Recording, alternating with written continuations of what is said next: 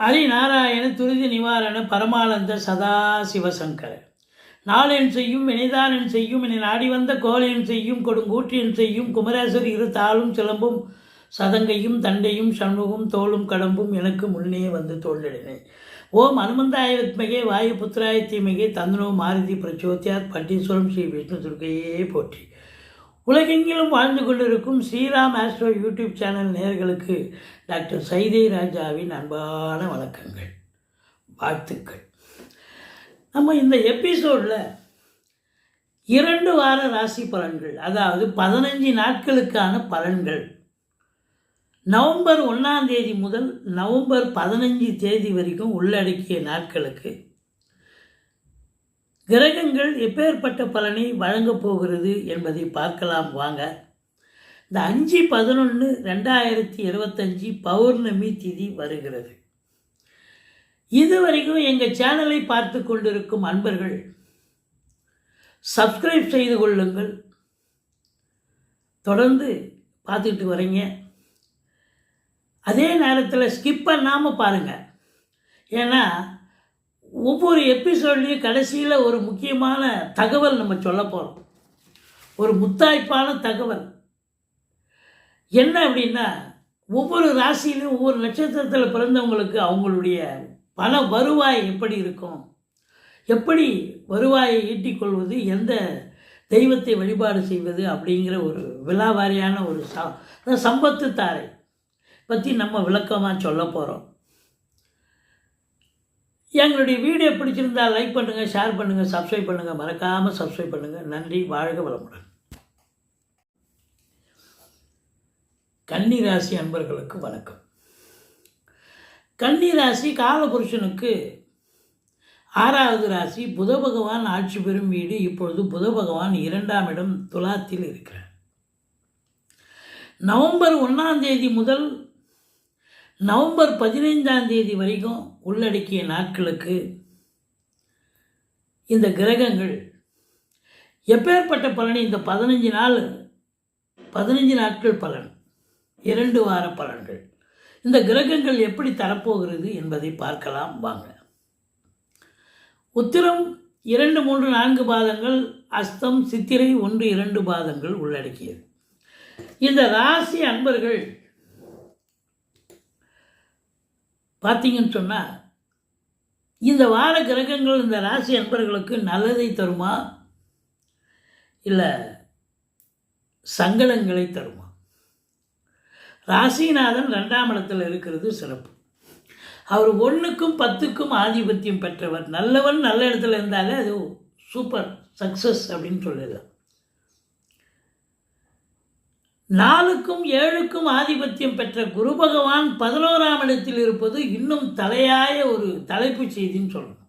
Super. 3ஆம் இடத்து அதிபதி செவ்வாய் 3இல் ஆட்சி பீடம் ஏறி குரு பார்வையில் இருக்கிறார். அது அதை விட சிறப்பு. 2க்கும் 9க்கும் ஆதிபத்தியம் பெற்ற சுக்கிரன் 2ஆம் இடத்தில் ஆட்சி பீடத்தில் இருப்பது இன்னும் சிறப்போ சிறப்பு. குரு பார்வை கோடி நன்மை.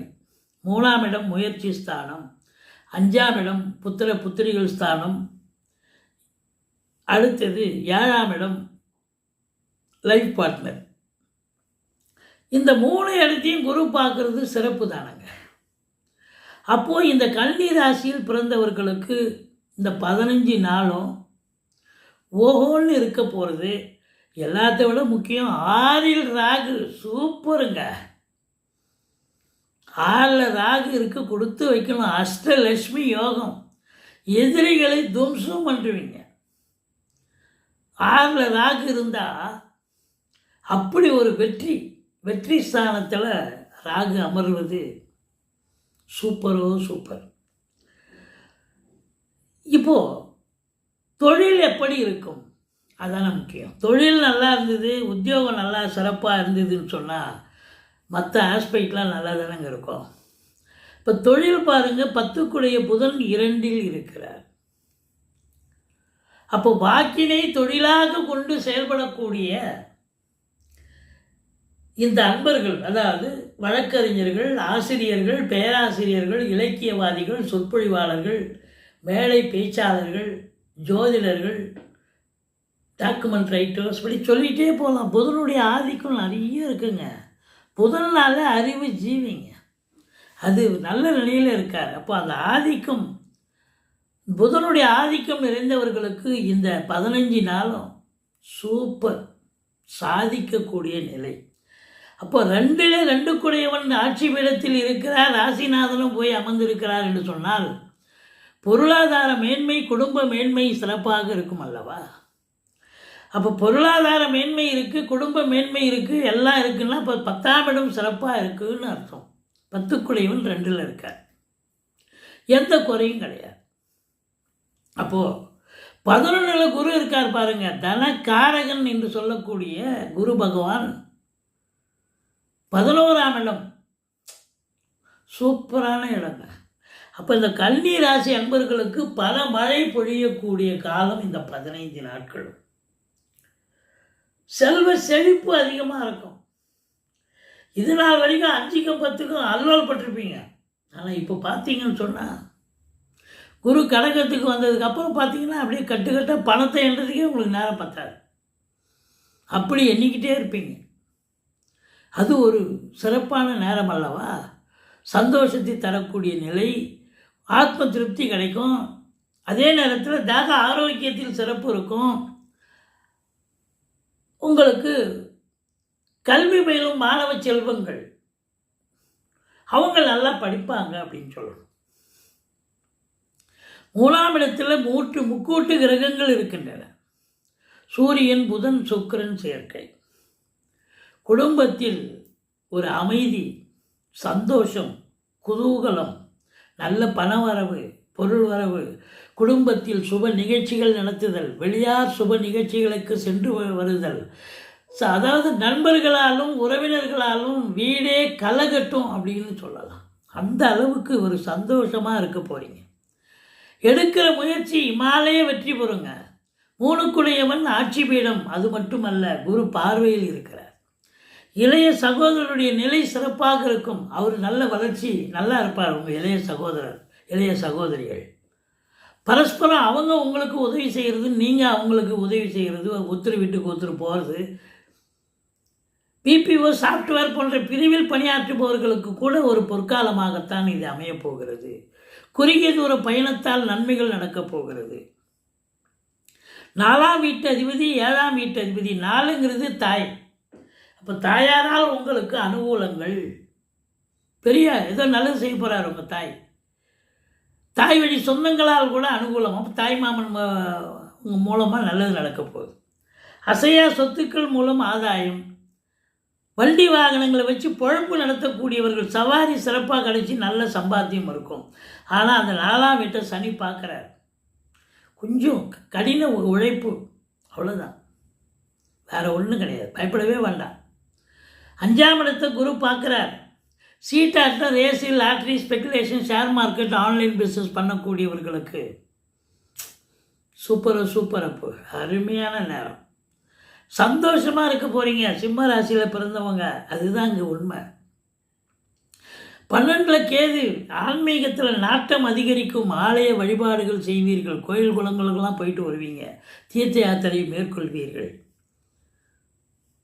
வெளிநாடு போகணுமா, தாராளமாக போங்க, நல்லதே நடக்க போகுது. அந்நிய பொருளாதாரம் வீடு தேடி வரப்போகிறது. 7ல் சனி இருப்பது மைனஸ் என்று சொன்னாலும் குரு பார்ப்பது ப்ளஸ். அப்போ சனி பகவான் ஒன்றும் ஒரு கெடுதலும் பண்ண போகிறதில்ல. மாறாக 7ஆம் வீட்டை குரு பார்ப்பதால் நண்பர்களால் ஆதாயம், கூட்டு தொழில் செய்பவர்களுக்கு கூட்டாளிகளால் நன்மை, இதெல்லாம் நடக்கும். ஆனால் சனி பகவான் 9ஆம் இடத்தை பார்க்குறார். 9ஆம் இடத்தை பார்க்குறார். 9 கூடையவன் 2ல் ஆட்சி பீடம். பாக்கிய குறைவுகள் இல்லை, நடக்கும், லேட்டாக நடக்கும், அவ்வளோதான். இன்றைக்கி பகலில் ஒரு 5 மணிக்கு முடிக்க வேண்டியது ராத்திரி 10 மணிக்கு முடியும், சக்ஸஸ் ஆகும், அவ்வளோதான ஒழிய ஒரு பெரிய விஷயம் கிடையாது. அதோடு மட்டுமல்ல, தந்தைக்கு ஏதாவது இடர்பாடுகள், இன்னல்கள் வரலாம், கொஞ்சம் விட்டு கொடுத்து போங்க, அரவணைச்சு போங்க. மற்றபடி நீதித்துறை சினிமா இண்டஸ்ட்ரி, தொலைக்காட்சி இண்டஸ்ட்ரி, பத்திரிகை துறை, மீடியா துறை, எழுத்துத்துறை, ஆன்மீகத்துறை, சித்தர்கள், முனிவர்கள், ஆன்மீக அறிஞர்கள் எல்லோரும் உங்களுக்கு ஆதரவாக இருப்பார்கள், உறுதுணையாக இருப்பார்கள். உங்களை பொறுத்தவரையிலையும் 4, 5, 6 சந்திராசிரம நாள் வர இருப்பதால் எச்சரிக்கையோடு இருந்துக்குங்க. மற்றபடி கேது 12 இருக்கிறதால தூக்கம் வராதுங்க. அதனால் ஓம் அமிர்த கேதுவே நமகன்னு சொல்லிக்கோங்க, 1008 தடவை சொல்லுங்கள். மற்றபடி இந்த கன்னி ராசி என்பர்கள் இந்த 15 நாளும் சாதிப்பதற்கான காலம். சங்கடமே கிடையாது, சந்தோஷமான 15 நாளும் சந்தோஷம்தான். உங்கள் முயற்சி வெற்றி, தொழிலில் அபார வளர்ச்சி, உத்தியோக மேன்மை, புதனுடைய ஆதிக்கம், சுக்கிரனுடைய ஆதிக்கம் நிறைந்த அன்பர்களுக்கு வேலை வாய்ப்புகள். ஒரு ப்ரெஸ்ஸில் வேலை கிடைக்கணும்னு ட்ரை பண்ணுறீங்க, இல்லை மீடியாவில் வேலை கிடைக்கணும், இல்லை சினிமா இண்டஸ்ட்ரி, தொலைக்காட்சி இண்டஸ்ட்ரியில் முயற்சி பண்ணுறீங்க, கண்டிப்பாக வேலை வாய்ப்பு கிடைக்கும், சூப்பராக கிடைக்கும். அப்படி இல்லை ஏற்கனவே வேலையில் இருக்கிறோம், ரெகக்னேஷன் கிடைக்கும். இவ்வளோ நாளாக எங்கேப்பா இருந்தீங்க, நீங்கள் அவ்வளோ திறமையாக இருக்கீங்களே அப்படின்னு மற்றவர்கள் பாராட்டுவார்கள். அது நடக்கும். ரெமுனரேஷனும் நல்லா கிடைக்கும், ரெகக்னேஷனும் சிறப்பாக இருக்கும். இதுதான் இந்த அதாவது இந்த சிம்மத்தின் அதிபதி 12 குடையவன் 2 இருக்கிறார். 12 அப்படின்னு சொன்னாலே செலவினங்கள். அப்போது 2 இருக்கார் அப்படின்னா தந்தையால் செலவினங்கள், குடும்பத்தில் செலவினங்கள் இருக்கும். அது சுப செலவாகத்தான் அமையப்போகிறது.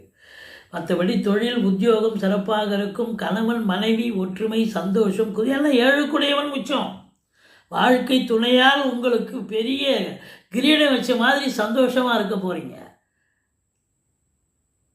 பிள்ளைகளால் சந்தோஷம், குடும்பத்தில் நல்ல பண வரவு, நிம்மதி எல்லாம் இருக்க போகுது.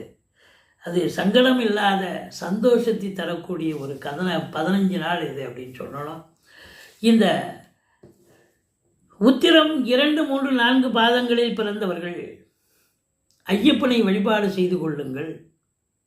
பொருளாதார வளர்ச்சி சிறப்பாக இருக்கும். உங்கள் அலுவலகத்தில், உங்கள் வீட்டு ஹாலில் அல்லது உங்கள் சாமி ரூம்லேயும் வைக்கலாம். வீட்டு ஹாலில் கூட வைக்கலாம் ஐயப்பனை. திரும்புகிற இடம்லாம் ஐயப்பனை நீங்கள் பார்க்கலாம். பார்த்தீங்கன்னு சொன்னாலே ஒரு அலுவலகத்தில் உங்கள் வேலை பார்க்குற இடத்துல நீங்கள் வைக்கலாம். வைப்ரேஷன் கிடைக்கும், பொருளாதார மேன்மை கிடைக்கும். உத்திர நட்சத்திரத்தில் பிறந்தவர்கள்.